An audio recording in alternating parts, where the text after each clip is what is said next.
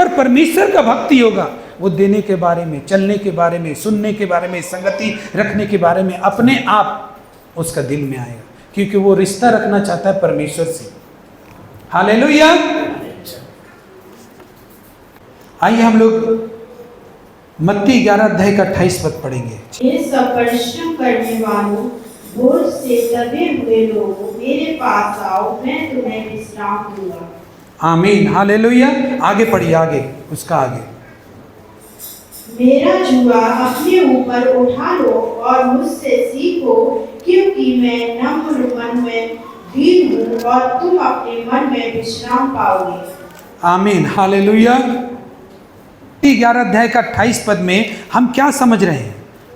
हम ये समझ रहे हैं कि बोल रहे हैं कि हे सब परिश्रम करने वाले लोगों, बोझ से दबे हुए लोगों, मेरे पास आओ, मैं तुम्हें विश्राम दूंगा ना।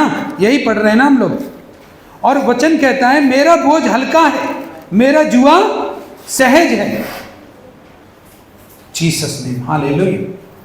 मेरा बोझ, मेरा जुआ अपने ऊपर ले लो, वो हल्का है और वो सहज है उठाने में। आज लोग परमेश्वर के वचन को सुनते हैं, ध्यान से सुनिए बात। आज लोग परमेश्वर के वचन को सुनते हैं, हो सकता है बाइबल लेके घूमते हैं, लेकिन उनका बोझ क्यों कम नहीं हो रहा है? क्योंकि वो अपने बोझ को उठाए फिरते हैं। हालेलुया। मैं अपने परमेश्वर को अपना 10% क्यों नहीं दे पाता? मैं अपने परमेश्वर को अपनी प्रार्थना का समय क्यों नहीं दे पाता? बाइबल का समय क्यों नहीं दे पाता? मैं अपने परमेश्वर को इन नजरों को क्यों नहीं दे पाता? इन आंखों को क्यों नहीं दे पाता? इन कानों को अपने परमेश्वर को क्यों नहीं दे पाता?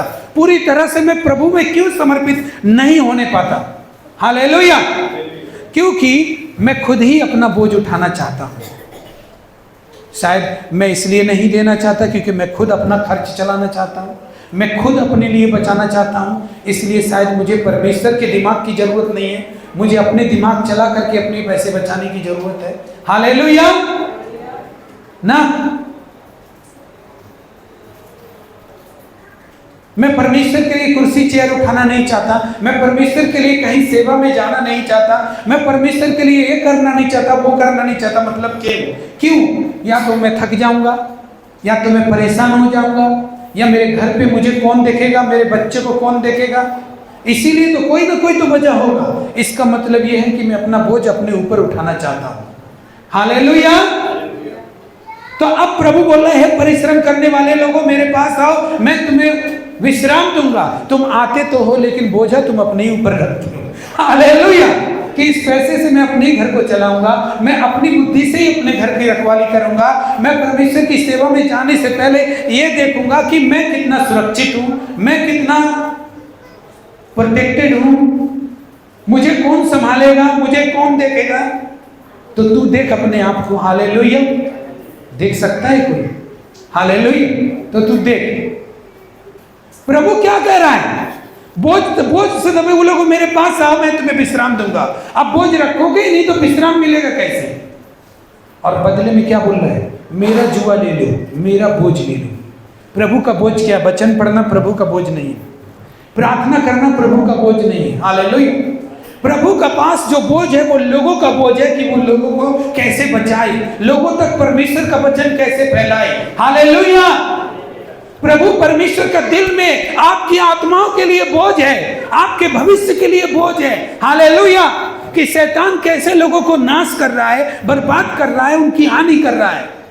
प्रभु के पास भी बोझ है, लेकिन वो बोझ आपका और मेरा है। हालेलुया।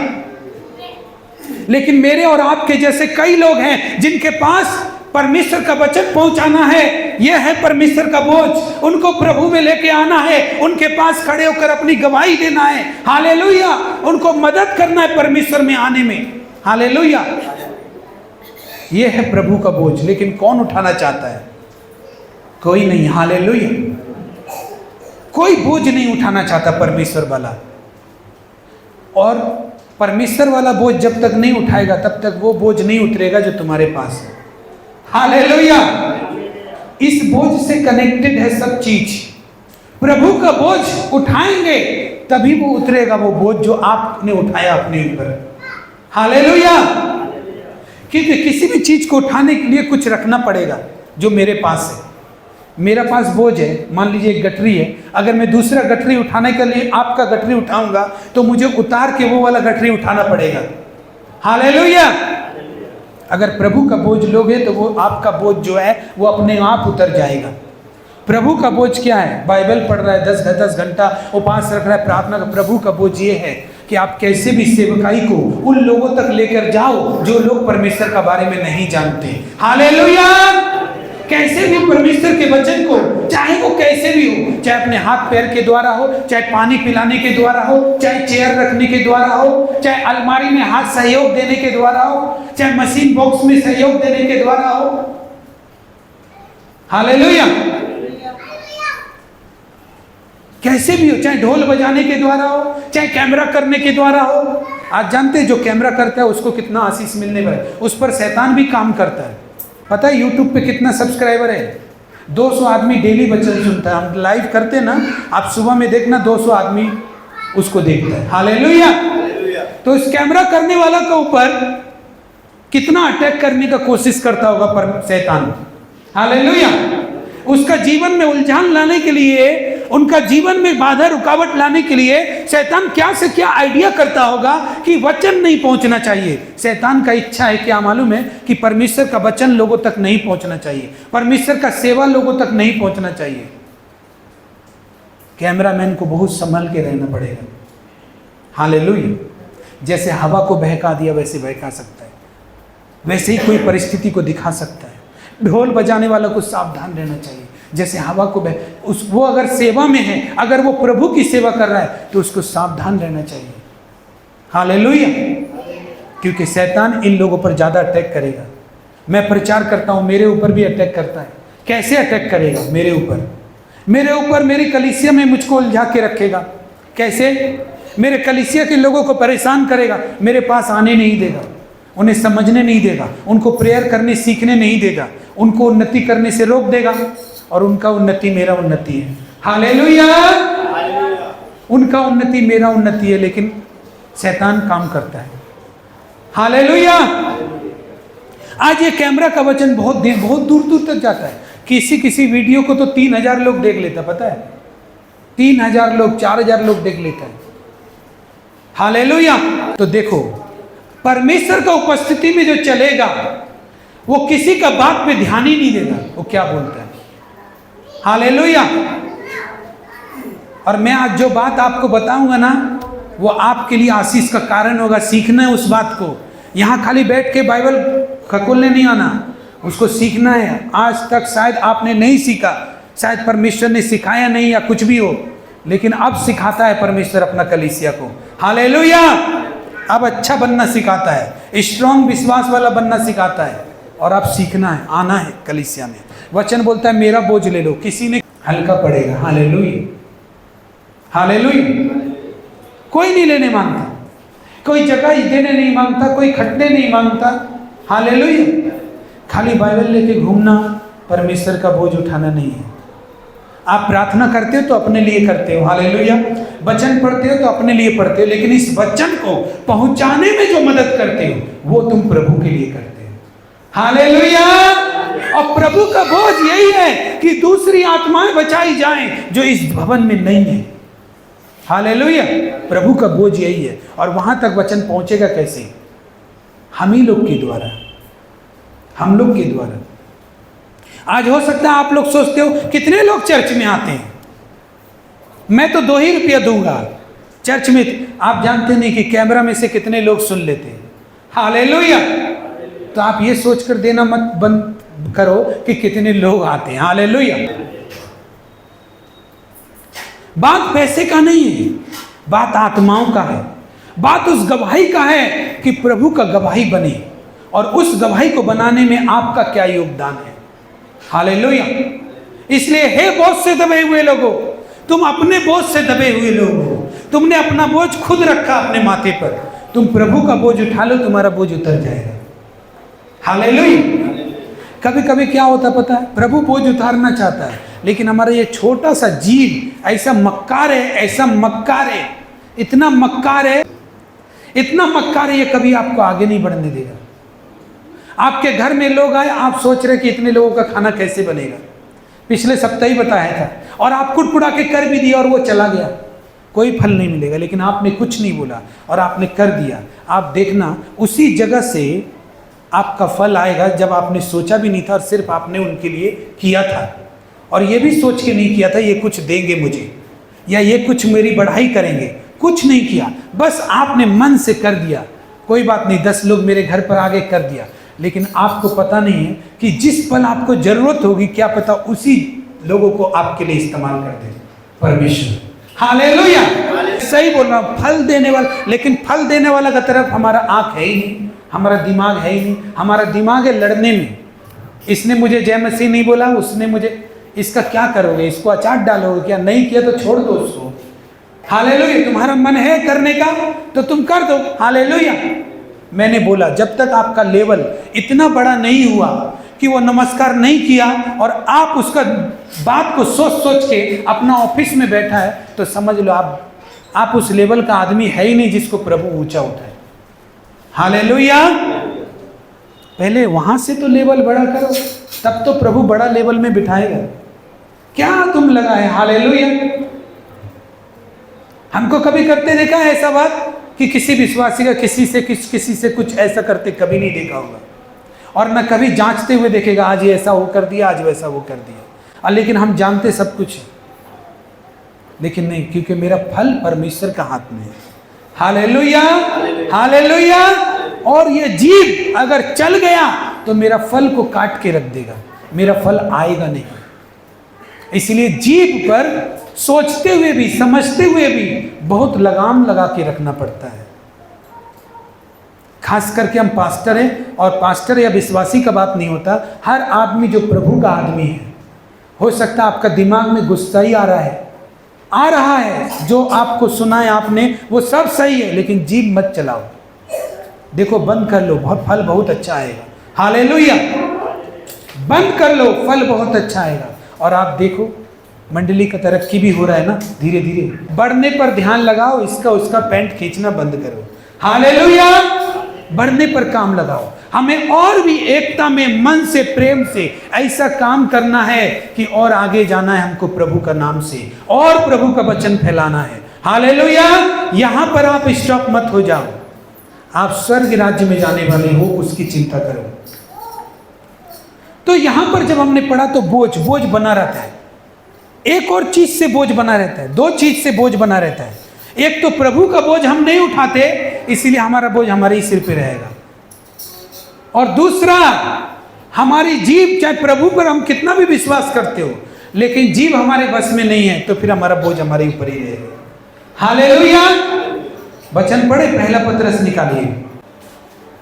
अतः सबके सब एक मन और कृपामय और भाईचारे की प्रीति रखने वाले और करुणामय और नम्र बनो, बुराई के बदले बुराई मत करो और न गाली के बदले गाली दो, पर इसके विपरीत आशीष ही दो, क्योंकि तुम आशीष के बारिश होने के लिए बुलाए गए। आमीन, हालेलुया। किसके बारिश होने के लिए बुलाए गए हम? आशीष का बारिश, आशीष का संतान। इसलिए तुम क्या करो, सबके साथ एक मन रहो, कृपामय रहो, भाईचारे की प्रीति रखो, और क्या बुराई के बदले बुराई मत करो, गाली मत दो, श्राप के बदले आशीष दो। क्यों? क्योंकि भाई तुमको आशीष के लिए बुलाया गया है। हालेलुया। अगर तुम आशीष के लिए बुलाए गए तो ये काम मत करो, और ये काम जुबान से ही होता है। बुराई करना, एक दूसरे पर दोष लगाना, ये काम जुबान से ही होता है। गाली देना, ये जुबान से ही होता है। हालेलुया। बोल रहे तुमको आशीष के लिए बुलाया। अब हम आए, अच्छा एक बात बताइए, पूछते हैं इस भवन में आप क्यों आए? वचन क्या बताता है? आशीष के लिए आए। तो फिर आशीष के लिए यदि तुम आए हो तो फिर तुम गाली मत दो, श्राप के बदले उसको आशीष ही दो, विपरीत मत बोलो उसको। Hallelujah, hallelujah. भाईचारे की प्रीति रखो, दोष मत लगाओ। इसका मतलब यह है एक दूसरे पर दोष मत लगाओ। हालेलुया। वो कम करता है चर्च के लिए, वो ज्यादा करता है, ऐसा मत सोचो। आप सोचो आप जो भी कुछ करते हो परमेश्वर के लिए करते हो। परमेश्वर ने क्या बोला?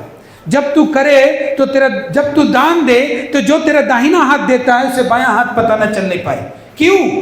जब दायां से बायां हाथ ना पता चलने पाए तो आप सोचो, आप जो कुछ भी करते हो प्रभु के लिए, आप तो सबको चिल्ला चिल्ला के जना रहे हो। हालेलुया। बायां हाथ नहीं पता करने पाए, इतना पास का चीज भी ना पता करने पाए कि तू क्या करता है परमेश्वर के लिए। हालेलुया। तो आप सोचो, परमेश्वर तो लोगों पर दोष लगाने के लिए या अपने आप को अच्छा बताने वाला चीज पसंद नहीं करता। फिर क्या कहता है वचन में कि तुम आशीष के वारिस बताया, तुम आशीष के वारिस होने के लिए बुलाए गए हो। लेकिन 10 पद में जो बताया उसको सुनिए, क्या लिखा है, पढ़ो। जो कोई जीवन की इच्छा रखता है और अच्छे दिन देखना चाहता है, वह अपनी जीभ को बुराई से और अपने होठों को छल की बातें करने से रोके रहे। और 11 वह बुराई का साथ छोड़े और भलाई करे, वह मेल मिलाप को ढूंढे और उसके यत्न में रहे, क्योंकि प्रभु की आंखें धर्मियों पर लगी रहती हैं और उसके कान उसकी विनती की ओर लगे रहते हैं। परंतु आमीन, हालेलुया। हाँ, परंतु प्रभु बुराई करने वालों के विमुख रहता है। आमीन, हालेलुया। बुराई करने वाला जब हम देख लेते ना कि ये बुराई ज्यादा करता है तो हम ज्यादा बैठते भी नहीं उस जगह पे। हालेलुया। क्यों नहीं बैठते पता है? क्योंकि हम परमेश्वर का आशीष का वारिस है। हालेलुया। हम आशीष का वारिस है। हम इधर नहीं बैठ सकते जहां पे श्राप है। हालेलुया। वहां पर हम बैठते नहीं।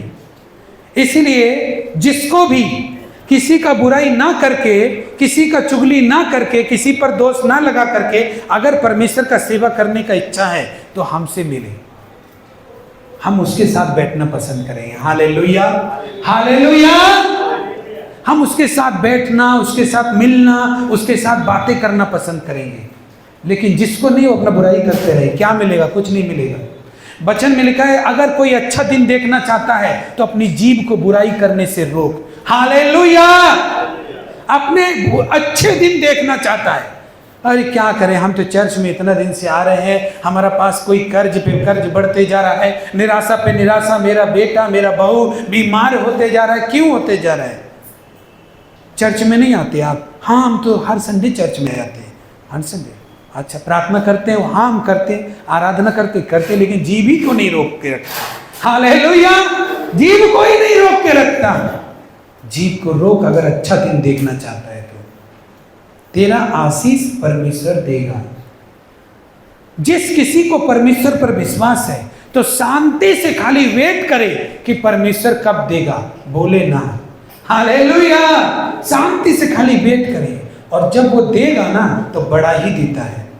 आत्मा से जो निकलता है तब आत्मा भरता है। हालेलुया। ये भी बात है। आप अच्छे शब्द निकालोगे आपका आत्मा भरेगा, सामर्थ्य से भरेगा, अभिषेक से भरेगा, वचन से भरेगा, आत्मा से भरेगा। हालेलुया। परमेश्वर के प्रेम से भरेगा, परमेश्वर की उपस्थिति से भरेगा। तू सदा सर्वदा सुखी रहेगा। जिस काम में हाथ लगाएगा तेरा सफल होगा। जीव को बस में कर ले। आराधना कर रहा है ठीक है, चर्च आ रहा है ठीक है, प्रार्थना कर रहा है ठीक है, लेकिन अच्छा दिन देखना चाहता तो जीव को बस में कर। यहां से जाकर के तुरंत लड़ाई कर मत, घर में जाकर। हालेलुया।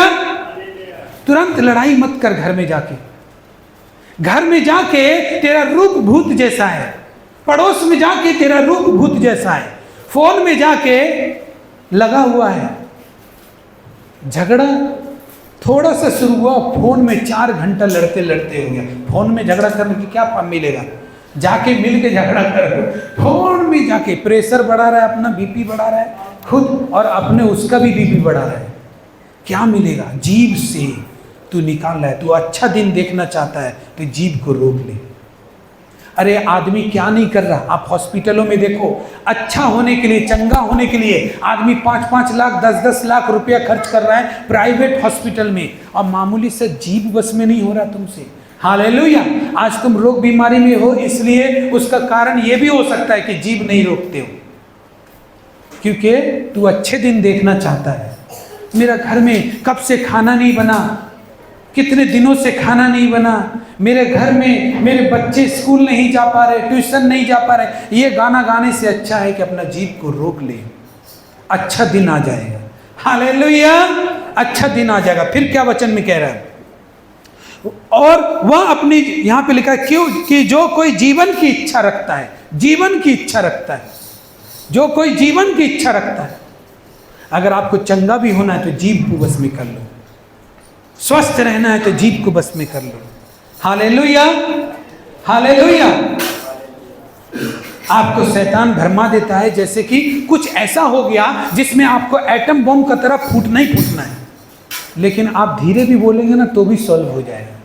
हालेलुया। आप समझदारी से भी बात करेंगे तो भी सॉल्व हो जाएगा। थोड़ा देखा करो कि ये शैतान का काम है, हमको इसमें कैसे करके बात करना है। हालेलुया। आधा से ज्यादा मनुष्य का टेंशन जीभ का वजह से है। जो कुछ उसने बोल दिया, जो कुछ उसने उसका इसका साथ बोल दिया, उसका इसका साथ बोल दिया, आप टेंशन में हैं। हम ना उसको देखा, उससे बात कर रहा था, अब अपना ऊपर ध्यान जा रहा है, हम तो उससे ऐसा बात बोला कहीं वो मेरा बात ना बोल दी। हालेलुया। तो तूने बोला ही क्यों? हालेलुया। अगर हम किसी के बारे में बोल देंगे तो हमको डर लगेगा, हम बोलेंगे ही क्यों? हम नहीं बोलेंगे। जब बोल दे दुनिया में क्या बोलना है। हालेलुया।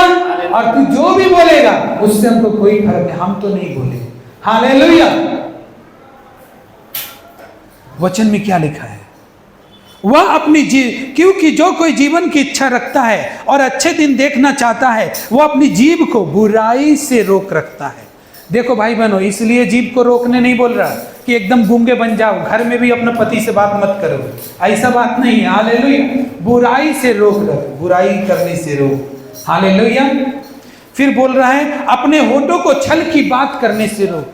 छल का बात करना तो आजकल कुछ कुछ लोगों में ऐसा आदत बन गया है कि जैसे खाना खाता है रोज, वैसे वो छल का बात करता है। उसको मालूम नहीं ये पाप है, उसको पता भी नहीं ये गलत बात है। छल उसका रेगुलर, जैसे ब्लड बहता है ना, नस में ब्लड चलता है, वैसा उसका छल का बात चलता है। हालेलुया।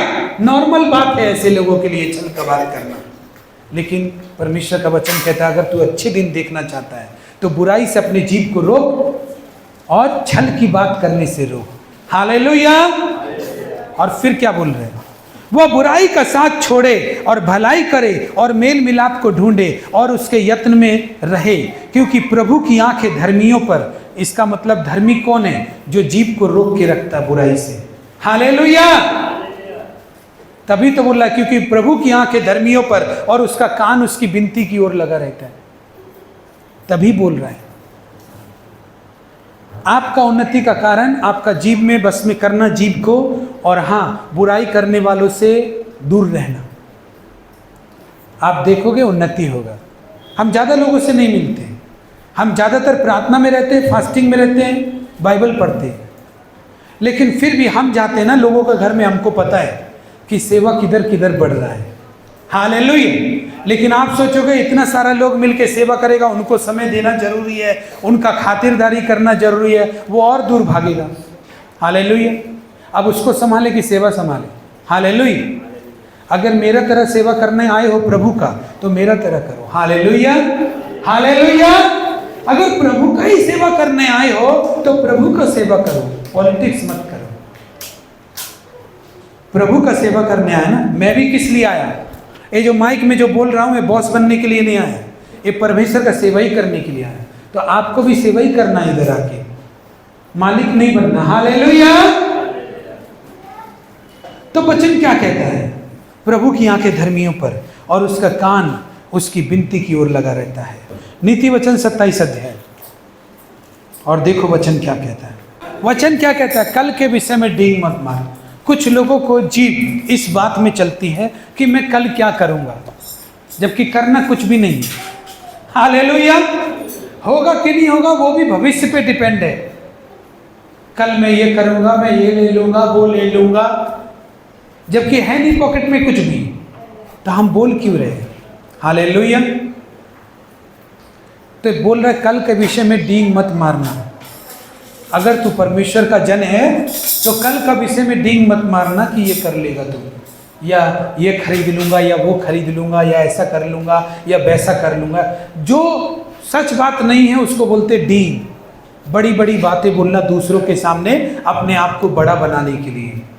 आप छोटा रहेंगे तो क्या हो जाएगा? एक बात बताइए, आप बड़ा बात नहीं भी बोलेंगे तो क्या हो जाएगा? छोटा समझेगा। समझने दो, उसके समझने से क्या हुआ? बस मेरा प्रभु हमको छोटा न समझे। Hallelujah, hallelujah. मेरा प्रभु हमको छोटा नहीं समझता।